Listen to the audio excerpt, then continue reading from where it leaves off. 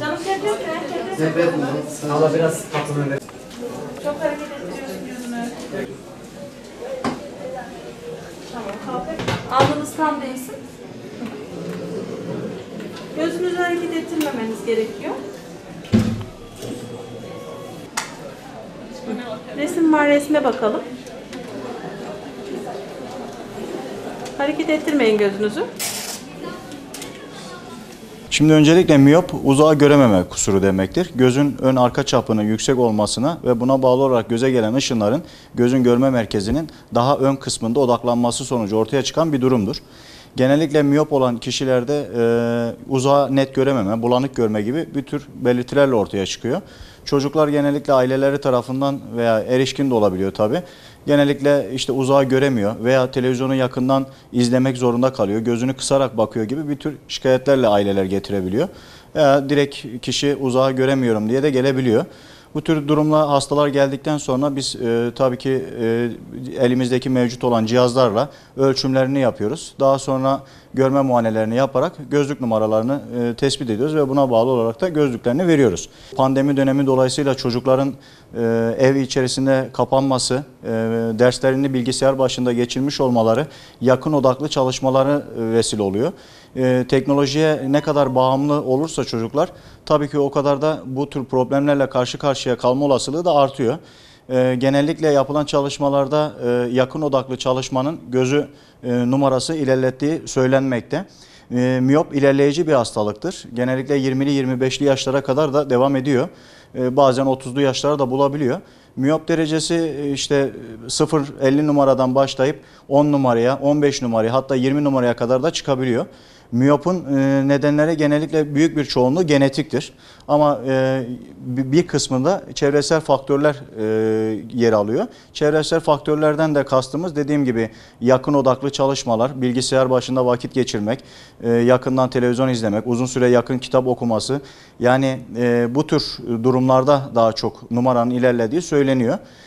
Günümüzde de tabii çocuklar teknoloji çağı çocuklar oldukları için hepsinin elinde bir şekilde bir telefon, tablet mutlaka oluyor.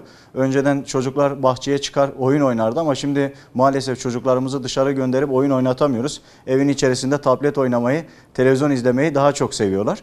Bu da ister istemez tabii ki günümüzde bu tür miyopların görünme olasılığının arttırdığı söylenmektedir.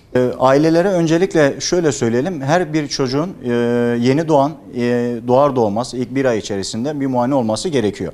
Ardından 1 yaş, 3 yaş ve 5 yaşında rutin kontrolleri olması lazım. İlla çocuğun hasta olduktan sonra değil de hasta olmadan da herhangi bir şikayet olmadan da göz doktoruna muayenelerini ettirmeleri gerekiyor. Çünkü erken dönemde tespit edemediğimiz görme kusurları daha sonra 7'li ve 10'lu yaşlardan sonra maalesef tedavisi mümkün olmuyor. Göz tembelliği, ambliyopi deniyor buna. O nedenle ailelerden çocuklarında herhangi bir şikayet olmasa dahi mutlaka rutin kontrollerini yaptırmalarını tavsiye ederiz. Tabii ki telefon, tableti uzak tutmak gerekiyor. Ailelerin en sık sorduğu sorulardan biri de hocam işte dersleri tableti mutlaka kullanması gerekiyor. Doğru, yani o süre zarfında ders işlerken mutlaka kullanacak ama dersten sonra çocukların birçoğu oyun oynamak için de bunu kullanıyor. Mümkün mertebe bunun önüne geçmek lazım. Tamam.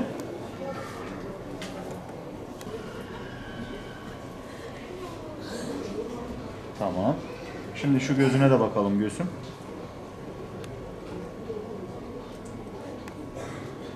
Uzağa fazla göremiyorum. Gözlüğümü çıkarınca biraz bulanık görüyorum. Bulanık görüyorsun. Ne zamandır gözlük takıyorsun? Bayağı oldu. Bayağı oldu. Evet. Okula gidiyorsun. Evet. Kaçıncı sınıf? 9. sınıf. Tabletle, telefonla çok uğraşıyor musun?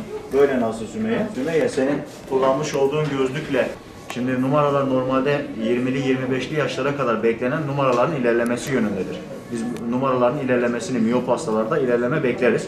Tabletten, telefondan ve televizyonu yakından izlemekten, aşırı derecede yakın odaklı kitap okumaktan uzak durmanı ve gözü dinlendirmeni öneriyoruz. Oldu mu?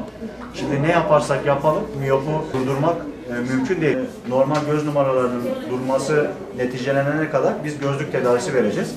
Genellikle 6 ayla 1 yıl arası kontrol öneriyorum. Oldu mu?